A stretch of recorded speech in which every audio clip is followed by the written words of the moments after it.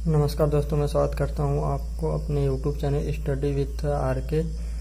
दोस्तों, आज हम ऐसे क्वेश्चन पर डिस्कस करने जा रहे हैं जो अक्सर रेलवे, एनटीपीसी, ग्रुप डी, अन्य बैंक, एसएससी, अन्य कई एग्जामों में पूछा जाता है। उसका क्वेश्चन देना बहुत ही इजी होता है, क्वेश्चन का आंसर देना बहुत ही इजी होता है, बट क्या है कि हम छोड़कर चले आते हैं। आज हम कुछ ऐसे ही क्वेश्चन का डिस्कस करने जा रहे हैं। जैसा कि हमारा पहला क्वेश्चन है आपके सामने, 500 व्यक्तियों की एक छावनी में 24 दिनों के लिए भोजन था। यदि 300 व्यक्ति और आ जाते हैं तो भोजन अब कितने दिनों तक चलेगा।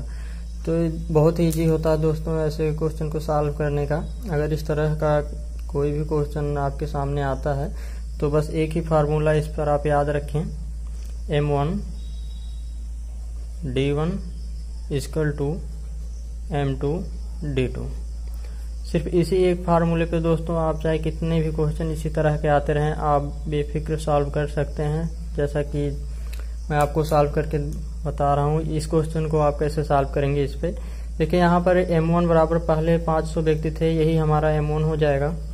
M1 बराबर 500 और D1 यहाँ डेट मतलब दिन तय करता है।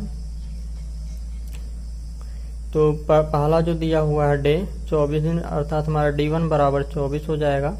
और M2 ये तो पहले व्यक्ति थे, लेकिन अब 300 और आ गए हैं।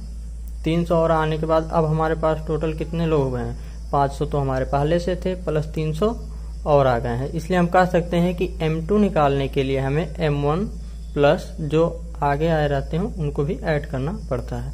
तो टोटल यहाँ से हमारा दोस्तों हो जाएगा 800 लोग। अब इसे हम इस फार्मूले पे रख करके सॉल्व करेंगे। तो M1 बराबर अगर हम रखते हैं तो 500 इंटू D1 = 24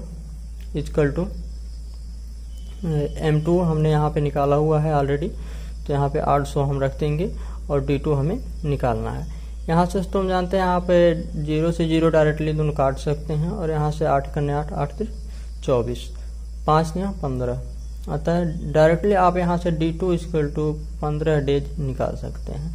अतः जो अब भोजन चलेगा, राशन जो भी है अब जो चलेगा वो पूरे 15 दिन तक चलेगा। इसलिए हमारा ऑप्शन नंबर पहला सही हो जाएगा।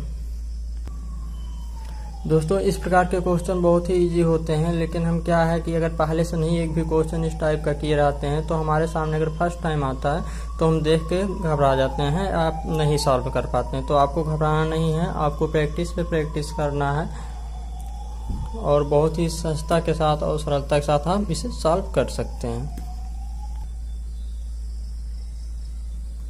चलिए दोस्तों, हम चलते हैं इसी प्रकार हम अपने अगले क्वेश्चन की ओर। अगला क्वेश्चन देखिए हमारा क्या है, यदि दो संख्याओं का गुणनफल इनके योग के 3 गुने के बराबर है। यानी दो संख्या है, कोई दो संख्या मान सकते हैं XY।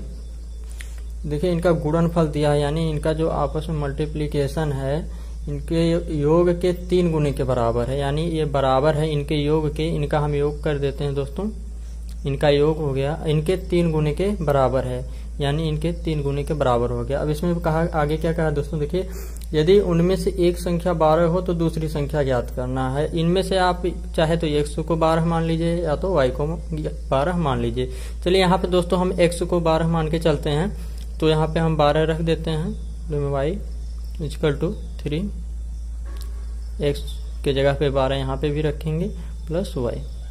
दोस्तों अब इसे अगर हम सॉल्व करेंगे तो ये हो जाएगा 12Y बराबर 36 प्लस 3Y। दोस्तों अब इस 3Y को हम यहाँ पर पक्षांतर करेंगे तो हमारा हो जाएगा 12Y माइनस 3Y = 36। अब दोस्तों यहाँ से हम सॉल्व कर पा रहे हैं, यहाँ पे हमारा बचेगा 9Y = 36। यहाँ से दोस्तों Y का मान अगर आप निकालते हैं तो 36/9 हो जाएगा, यानी हमारा जो Y बराबर आएगा वो 4 आएगा।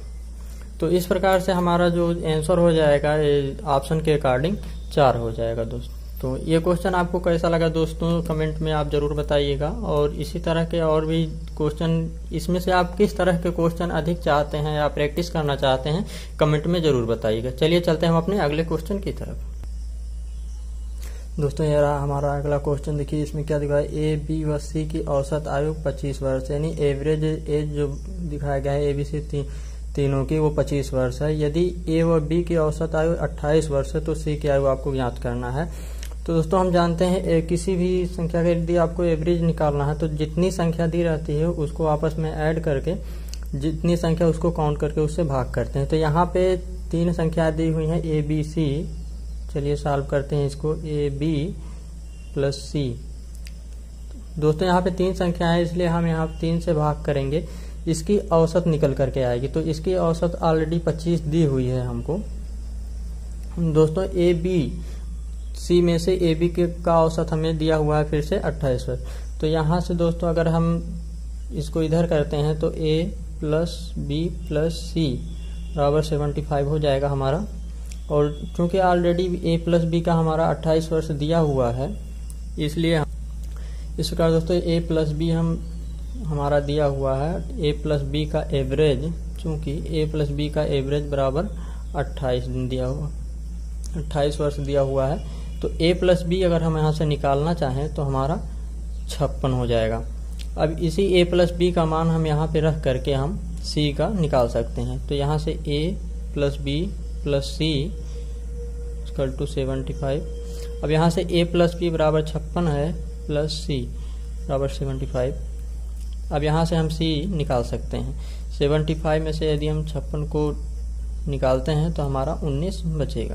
तो अतः सी का जो हमारा निकल करके आया एज वो 19 वर्ष हुआ। इस प्रकार ऑप्शन के अकॉर्डिंग हमारा जो आंसर है वो डी वाला ऑप्शन, ये चौथा ऑप्शन सही हो जाएगा, 19 वर्ष। चलिए दोस्तों आते हैं हम अपने अगले क्वेश्चन की तरफ। हमारा चौथा क्वेश्चन देखिए, अजय, राकेश और मोहन क्रमशः एक कार्य को क्रमशः 10 दिन में, 12 दिन और 15 दिनों में कर सकते हैं। तो तीनों मिलकर इस कार्य को कितने दिन में पूरा करेंगे। दोस्तों इस तरह के कितने भी क्वेश्चन आपके सामने आए आपको परेशान नहीं होना है और थोड़ा सा भी नहीं हिचकिचाना है।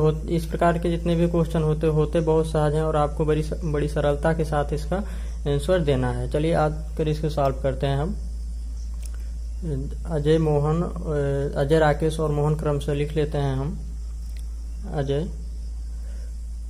राकेश और मोहन ये क्रमशः देखिए कर सकते हैं कितने, 10 दिन में, ये 12 दिन में कर सकते हैं और ये 15 दिनों में कर सकते हैं।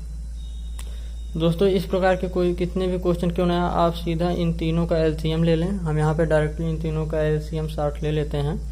आप इसे एलसीएम के मेथड से आप कर भी सकते हैं, हम यहाँ पे डायरेक्टली ले लिए हैं। दोस्तों ये जो हमारा आता है यहाँ पे एलसीएम, ये टोटल वर्क निकल करके आता है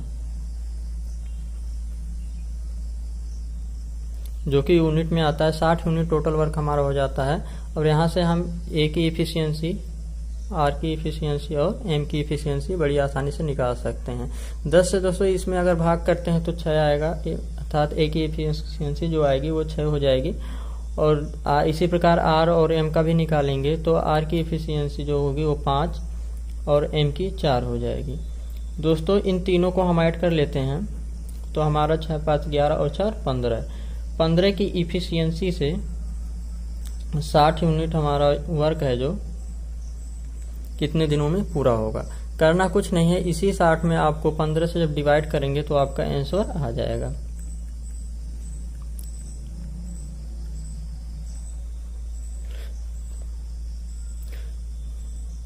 दोस्तों ये आपका तीनों जो था एफिशिएंसी हमने ऐड कर लिया कि ए की इफिशियंसी, आर की इफिशियंसी और एम की इफिशियंसी।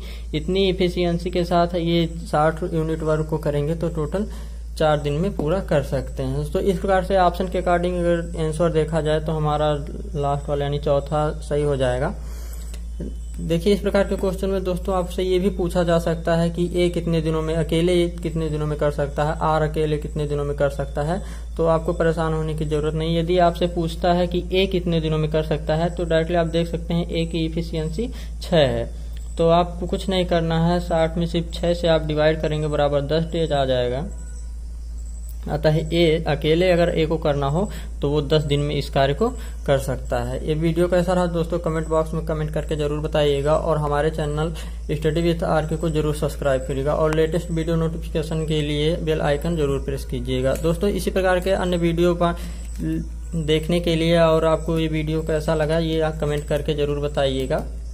थैंक यू दोस्तों।